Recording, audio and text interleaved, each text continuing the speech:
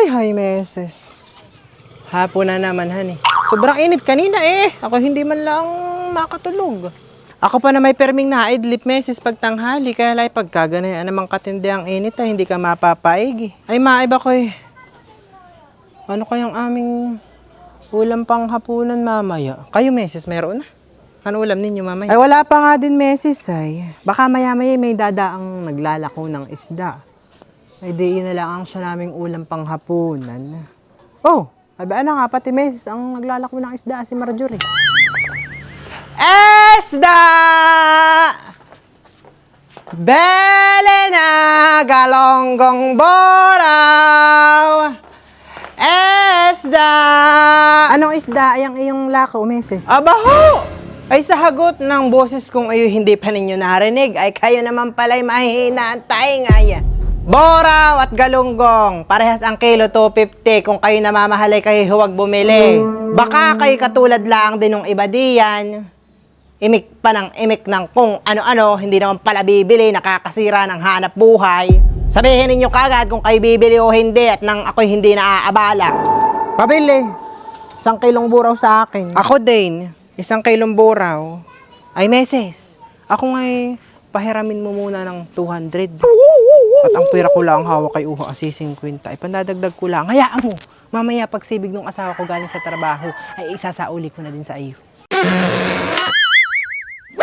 Maiba ko meses, honey.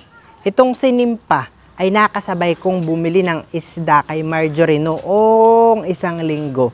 Ay ang kanyang pirang hawak ay 50. Ay di nagsabi sa akin na siya daw ay pahiramin ko muna ng 200 at isasauli din daw naman niya kaagad sa akin mamayang hapon pagdating ng kanyang asawa galing sa trabaho.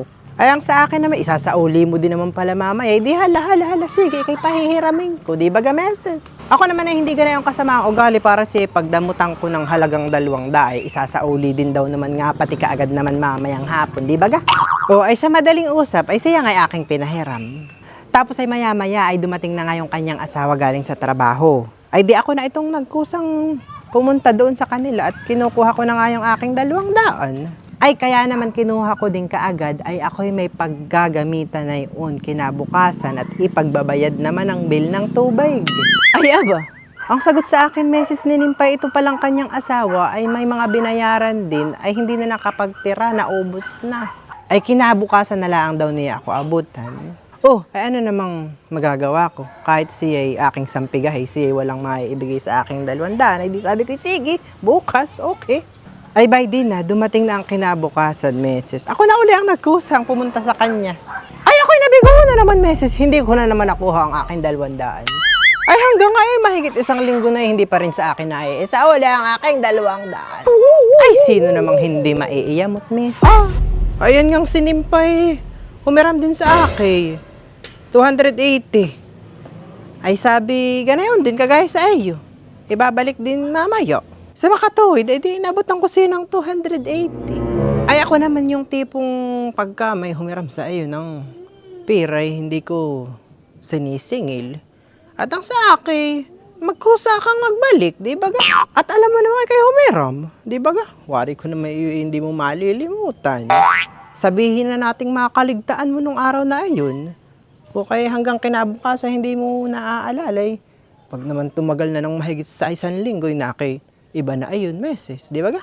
Sa totoo lang, meses, honey, iyang sinimpa. Ay madami nang naoto dito sa ating kapalibutan. At ang style nga na anay-ganayan, sasabihin na yan pag humira may isasauli din mamaya.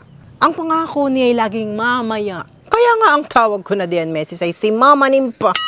Si mamaya. Mamaya ko isauli. Ay siya nga. Ang itatawag ko na lang din sa kanya ay Mama Nimpa. At mahilig din lang siya sa mamaya. Mamaya ko ibalik. Mamaya, mamatay na pati siyang lintik siya. Aba Talaga namang dadala 200. Ay ako'y, istorya mo pa? Ibang klase ka din, Gina, eh. Ay sa ako'y wala pang perang ibibigay sa iyo, anong gagawin ko? Wari ko na may iyong 200 mong iyo, hindi mo ikakahirap, honey. Akala ko pa naman ay ikay mabuting tao. Iyon naman pala ikay nagpapalit din ng anyo.